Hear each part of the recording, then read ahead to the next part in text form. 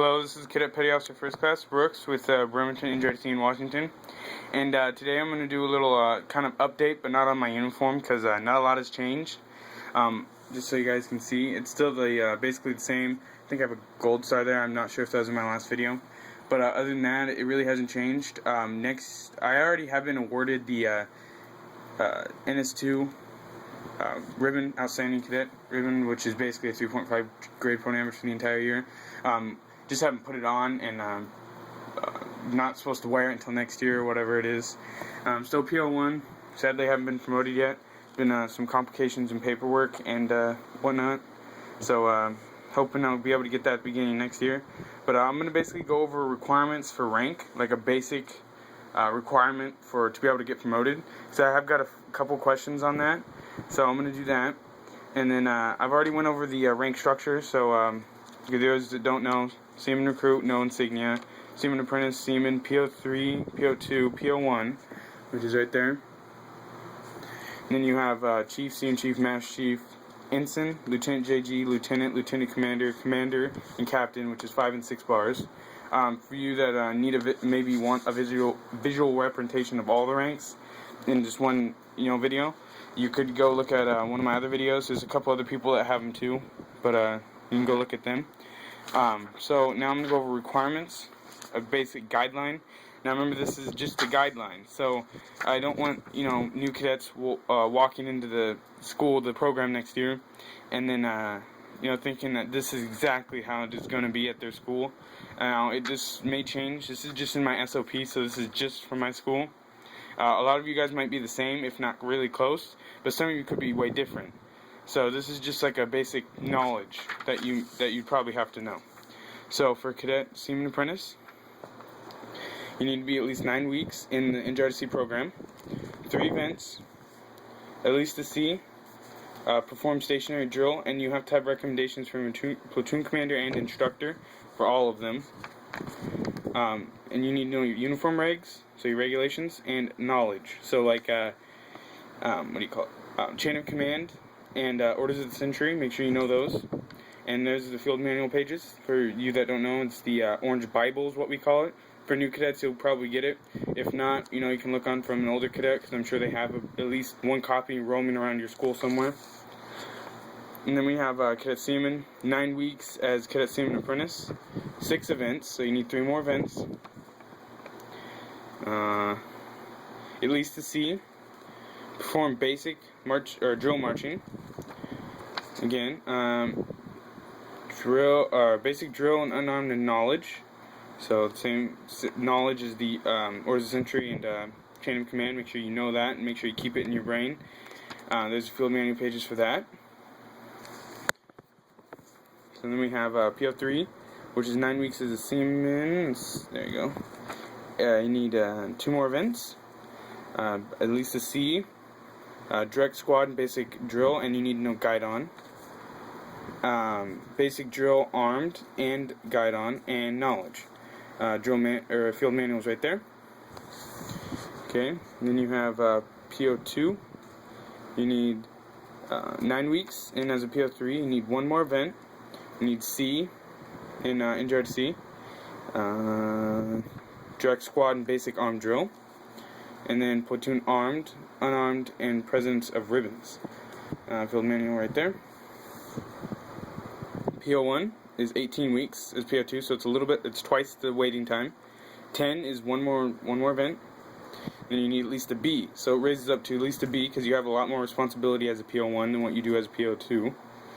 Direct platoon and basic armed drill, and also platoon drill, armed and unarmed, military honors and ceremony. Field manual pages right there. Okay. Chief Petty Officer is 18 weeks as PO1, so again you have to wait an extended period there. 12 events, so you need 2 more events, at least a B still. Perform sword manual, and you must know platoon drill, armed and unarmed, sword manual, and inspection procedures. Again, knowledge, but they just don't put it down. Make sure you know your knowledge as well. Field manual pages right there. So now there's 2 different ones here. There's academic sorry, that's the wrong one. Practical factors. So these are your evaluations. So what you'll have to be doing, like perform-wise. So you'll have to do this. Like this is what you'll be doing physically.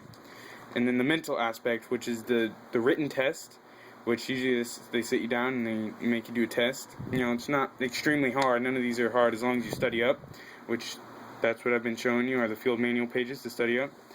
Now just remember, this isn't exactly what your school may be doing. Just make sure it's okay with your chain of command first and ask about it. For officer ranks, so they don't show Senior Chief, Master Chief, Ensign, Lieutenant, JG, Lieutenant Commander, because in my school there is no specific regulation to be able to be promoted. So what you do is now what it used to be is they had a specific sheet for ranking up to a chief or above. So ranking up to a Senior Chief, Master Chief, or above that, you'd need a separate sheet that's different from this one. Let me show you. It's different from this one, which this is just everybody's basic sheet. So it has your prerequisite or your information up there. Your community service events. So this is where you'd put all your events you've done, and then your eval date, your eval score, and what rank you need to be able to do that, and all of those. And now one thing you can't do is you can't just do all these tests at once and then just get promoted as your time and rank comes, because that's not allowed. You have to be a certain rank to be able to do each test. Now what you can do is, let's say you go up to a Seaman Apprentice, and while you're a Seaman Apprentice you do the Seaman test. As soon as you become Seaman Apprentice, that's okay.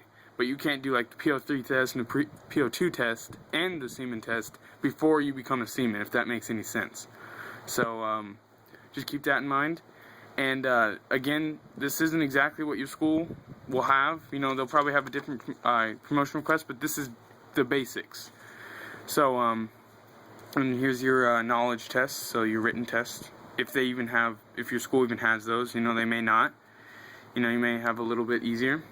One thing I do want to go over again is, I know I've said it in other videos, but this is the back of the sheet, by the way. So your platoon commander and department head, signature and recommendation, and your SNSI, NSI, whichever one.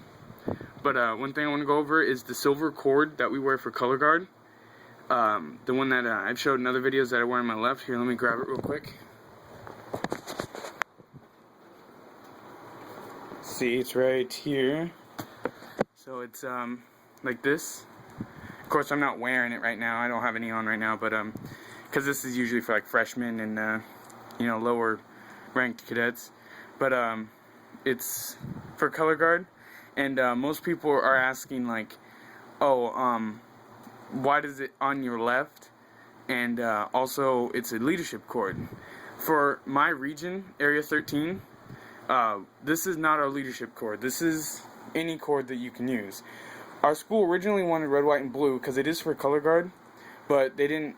That never went through, or something went wrong or whatever. So we got these instead. Which, they're just fine.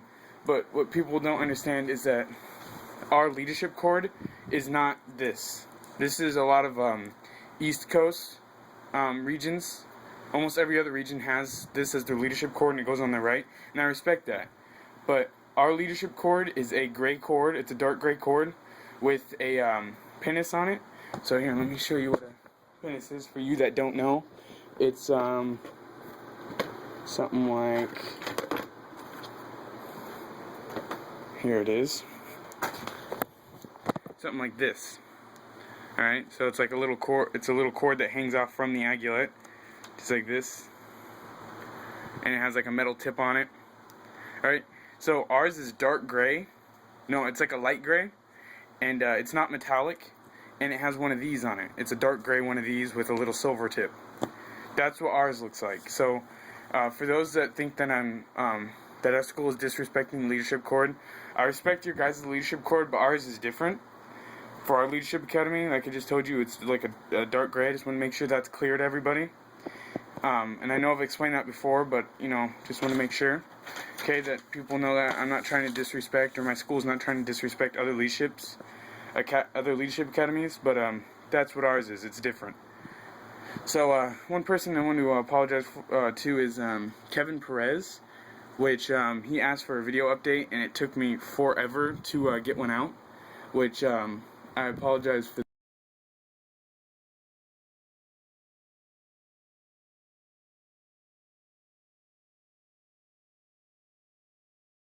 I'm sorry for that, but I just didn't have a video idea in my head until now. So I should have made a video saying, you know, I'm not going to quit making videos, because I know I got a few comments saying don't stop making videos, you know. But I won't stop making videos as long as I'm in ROTC. So, and I don't plan leaving anytime soon. Just keep that in mind. And so I will always be there for cadets if that need questions answered. For people that are planning on making videos, like maybe they just want to start their own channel, you know, and get their own points across, I would recommend keeping it as respectful as possible. Make sure that you're not offending other schools. I mean, there is some rivalry, you know. Like I said in my other video, I think it's the latest one besides this that I'm going to be uploading. But just be respectful as possible towards other branches of the service and other NJROTCs and other JROTCs for that matter, and other schools. So like if somebody leaves a comment on your channel, you know, just don't call them out on it, you know. I mean, that's not very appropriate for somebody that's in a JROTC program. Make sure that you're respectful towards your commenters, you know, otherwise that's a good way to get unsubscribed from. So just keep that in mind, and just make the videos getting your point across or whatever. Make sure you're not disrespecting the uniform, because that's a major part in NJROTC, is respecting the uniform and the wear. So that means not putting on decorations that you haven't gotten, not putting on stars that you haven't earned, or rank that you haven't earned, and just there to show off.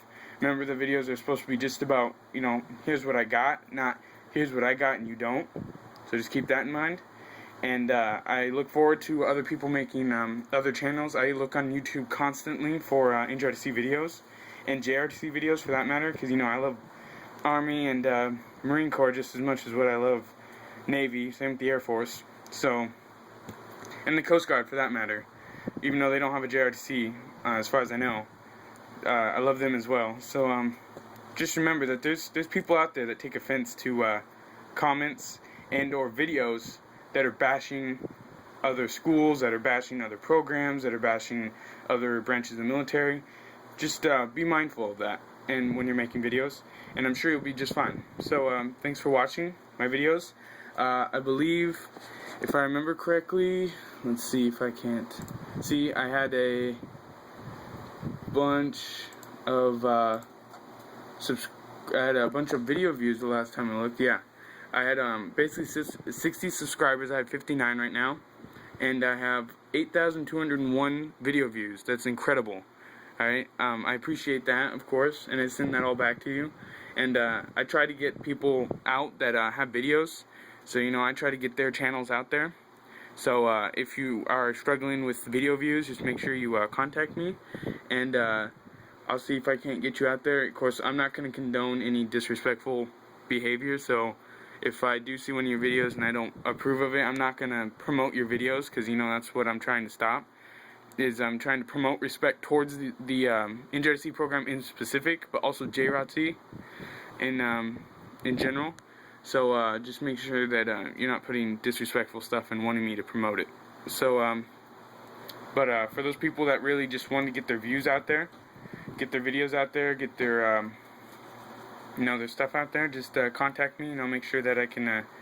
I'll see what I can do about getting you as many views as possible. So, sorry, my fan's blowing it around. Again, thanks for all the video views. Thanks for the subscriptions. I'll make sure I subscribe to every single one that subscribes to me. So, thank you, and I'll keep making videos. So stay tuned. I promise that the next one I make won't be 2 months apart, a month apart.